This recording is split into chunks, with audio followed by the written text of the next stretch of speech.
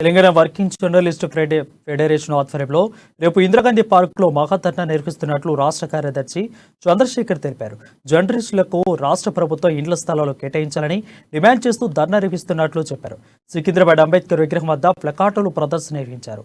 జర్నలిస్టులకు వెంటనే ఇండ్ల స్థలాలు మంజూరు చేయాలని, జర్నలిస్టులు ఇతర సమస్యలు పరిష్కరించాలని ఈ సందర్భంగా డిమాండ్ చేస్తున్నారు. మహాధర్నాకు తరలి రావాలని పిలుపునిచ్చారు.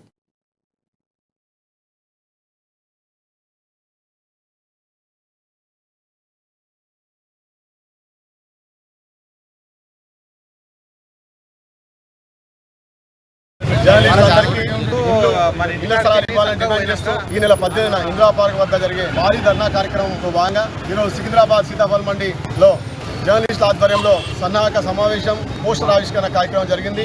ఈ కార్యక్రమంలో పెద్ద ఎత్తున సికింద్రాబాద్ జర్నలిస్టులు, ఎలక్ట్రానిక్ అండ్ ప్రింట్ మీడియా జర్నలిస్టులు పాల్గొన్నారు.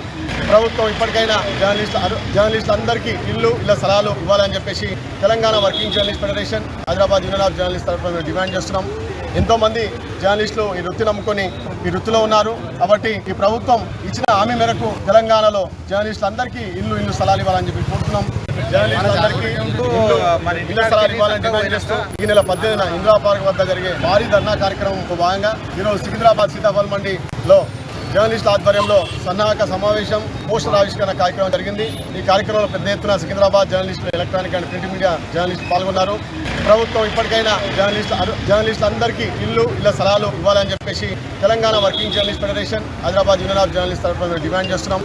ఎంతోమంది జర్నలిస్టులు ఈ వృత్తిని నమ్ముకొని ఈ వృత్తిలో ఉన్నారు. కాబట్టి ఈ ప్రభుత్వం ఇచ్చిన హామీ మేరకు తెలంగాణలో